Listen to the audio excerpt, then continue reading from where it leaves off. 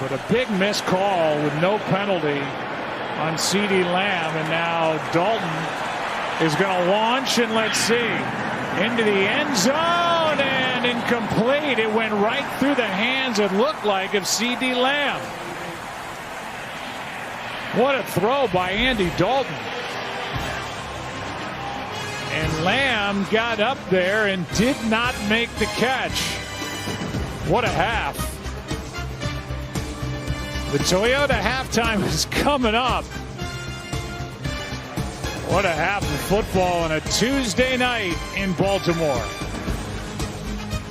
Want more stats? Hey Siri, who has the most rushing touchdowns in football?